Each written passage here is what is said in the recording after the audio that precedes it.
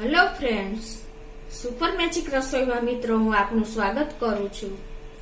આજે હું ગુજરાતી દાળની રેસીપી લઈને આવી છું મિત્રો। તો તમે મારો વિડીયો એન્ડ સુધી જોજો અને તમને મારો વિડીયો ગમે તો લાઈક કરજો, શેર કરજો અને સબસ્ક્રાઇબ કરવાનું તો ભૂલતા જ નહીં। દાળ બનાવવાના ઇન્ગ્રેડિયન્ટ પણ બતાવી દઉં। એમાં મેં 1/3 કપ આપણે તુવેરની દાળ લીધી છે, જે મેં ધોઈ નાખી છે, અને 1/4 કપ આપણે સિંગ દાણા લીધા છે। રૂટીન મસાલામાં લાલ મરચું, ધાણા જીરું, મેથી, હિંગ, હળદર, જીરું અને રાઈ। અને બીજા મસાલા આપણે લીલા મસાલામાં લીમડો છે, મરચા છે, આદુ છે, તજ લવિંગ લીધા છે, ને વઘાર માટે ઘી લીધું છે, લીંબુનો રસ છે, ધાણા ભાજી છે અને ટમેટું છે। તો આટલા ઇન્ગ્રેડિયન્ટ આપણે લેશું। તો મિત્રો પહેલા તો આપણે ગરમ પાણીમાં જો આ જે 1/4 કપ આપણે સિંગના દાણા લીધા છે ને એને આપણે પલાળી લેશું। આને આપણે પલળવા દેશું થોડીક વાર। તો આપણે જે આ 1/3 કપ છે તુવેરની દાળ લીધી છે ને એને મેં 2 થી 3 પાણીએ ધોઈ નાખી છે, અને આ અંદાજે આ 2 મુઠ્ઠી જેટલી દાળ થાય અને 2 થી 3 વ્યક્તિને આ માટે આ તૈયાર થઈ જાય છે। એટલે હવે આને આપણે એકદમ કડકડતા પાણીમાં પલાળી દેશું। 20 મિનિટ સુધી આને આપણે પલળવા દેશું।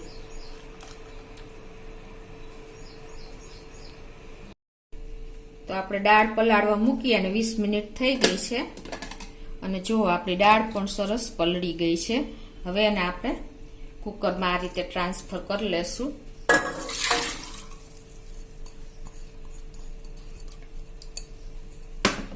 અને આપણે આને ફૂલ ફ્લેમ ઉપર જ આપણે ખુલ્લી જ આપણે ઉકળવા દેશું 5 મિનિટ। અને એમાં મને અત્યારે પાણી ઓછું લાગે છે એટલે હું ગરમ પાણી 1.5 ગ્લાસ જેવું ઉમેરું છું। જો આપણે એક ઉભરો આવી ગયો છે અને તમે જોઈ શકો છો કે ફરતા આપણે ફીણા દેખાય છે। પહેલાના સમયમાં આપણે વડીલો જે દાળ ખુલ્લા વાસણમાં, માટીના વાસણમાં ઉકાળતા ત્યારે આ રીતે જો ઉપર જે ફીણા આવતા એ નીકળી જતા। તો આ ફીણા મિત્રો આપણે ખાસ કાઢી લેવાના। એનું કારણ એ છે કે આ ફીણાને હિસાબે આપણે જે હાથના પગના સાંધામાં જે દુખાવા થાય છે ને એની તકલીફ પડે છે, એટલે આ ફીણા આપણે ખાસ આ પાણીમાંથી કાઢી લેવા જોઈએ। આ હેલ્થ માટે બહુ ખરાબ છે, એટલે તમને આ બિગનર્સ લોકો હોય ને એ લોકોને આ ખ્યાલ નથી હોતો, એના માટે હું તમને આ પ્રોસીજર બતાવી રહી છું મિત્રો। અને મારા ઘરમાં હું આ રીતે જ દાળ બનાવું છું।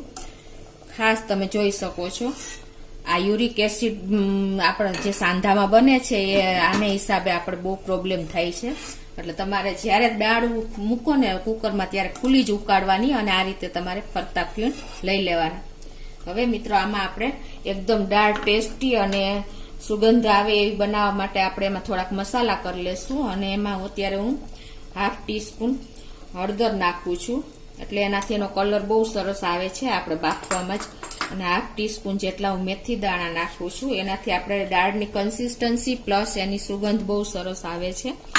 અને 2 થી 3 આપણે લીલા મરચાને કટિંગ કરીને નાખી દેશું, એટલે એકદમ સરસ આપણે દાળ જ્યારે બોઇલ થશે ત્યારે એમાં સરસ મસાલા એકદમ મેચ થઈ જાય છે।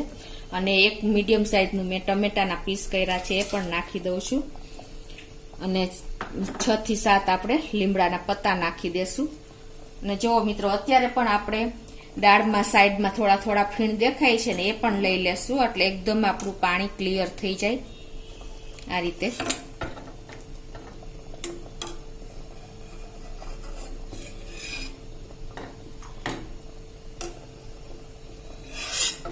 ઘણા લોકોને ખ્યાલ નથી હોતો, ખાસ તમે નોટ કરજો મિત્રો કે આપણા હેલ્થ માટે આ આપણે વિચારવા જેવું છે।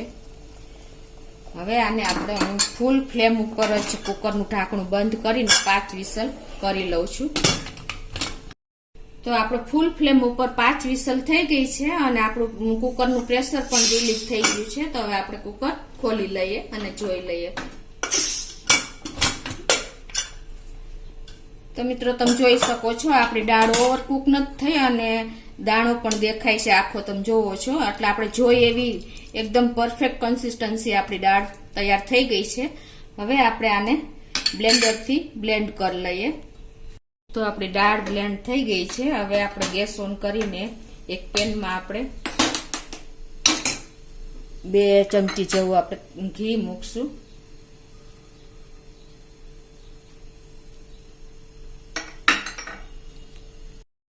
તો આપણું ઘી પણ ગરમ થઈ ગયું છે. હવે આમાં આપણે થોડીક એવી મેથી દાણા નાખશું અને 3 લવિંગ અને 1 તજનો ટુકડો નાખી દેશું.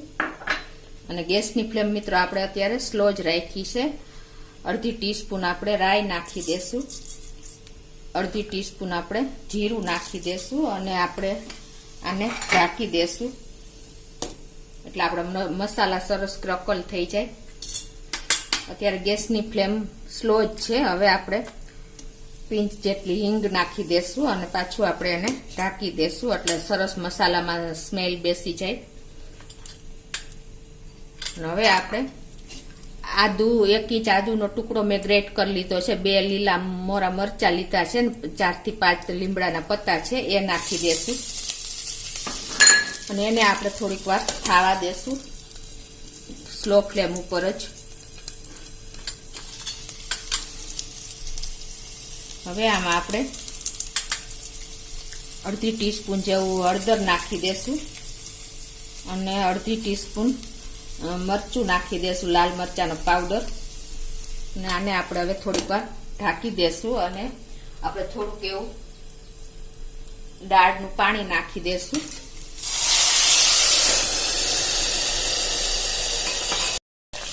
તમે જોઈ શકો છો મિત્રો કેવો સરસ આપણો વઘારનો કલર આવી ગયો છે. એકદમ સરસ આપણો કલર આવી ગયો છે. હવે આ સ્ટેજે આપણે એમાં જે આપણે દાળ બોઇલ કરીને બ્લેન્ડ કરી છે એ નાખી દેશું.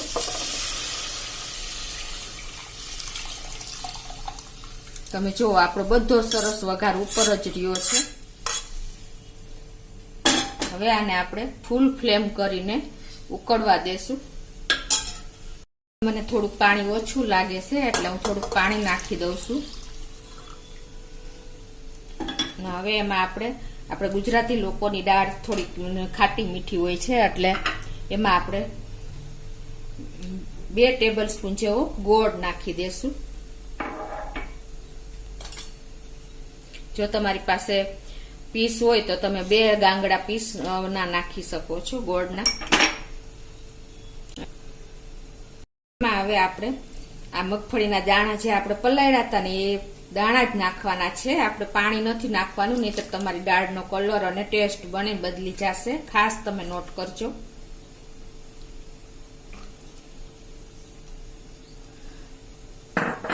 હવે આમાં આપણે 1 ટીસ્પૂન જેવું ધાણા જીરું પાવડર નાખી દેશું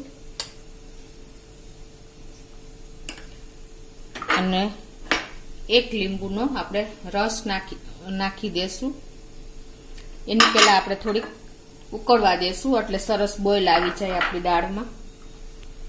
આપણે બોઇલ કરવામાં મીઠું નથી નાખ્યું તો આપણે અત્યારે 1 ટીસ્પૂન જેવું આપણે મીઠું નાખી દેશું ટેસ્ટ એકોર્ડિંગ. અને આને હવે આપણે એક ઉભરો આવવા દેશું. હવે આને આપણે 5 થી 7 મિનિટ સુધી ઉકળવા દેશું. 5 થી 7 મિનિટ થઈ ગઈ છે અને આપણી દાળ પણ સરસ ઉકળી ગઈ છે એટલે આપણા મગફળીના દાણામાં પણ સરસ ફ્લેવર આવી ગયો હશે. હવે આમાં આપણે 1 લીંબુનો રસ નાખી દેશું અને અત્યારે હું ગેસ બંધ કરી દઉં છું હવે. અને આપણે થોડી એવી ધાણા ભાજી નાખી દેશું. હવે આને આપણે ઢાંકીને 5 મિનિટ રાખી દેશું. તો જો આપણે ગેસ બંધ કરીને દાળ ઢાંકી અને 5 મિનિટ થઈ ગઈ છે અને આપણી દાળ જો એકદમ સરસ પરફેક્ટ કન્સિસ્ટન્સી દાળની આવી ગઈ છે. તમે જોઈ શકો છો આટલી દાળ આપણે 3 વ્યક્તિ માટે પરફેક્ટ છે મિત્રો. હવે એને આપણે સર્વ કરી લેશું.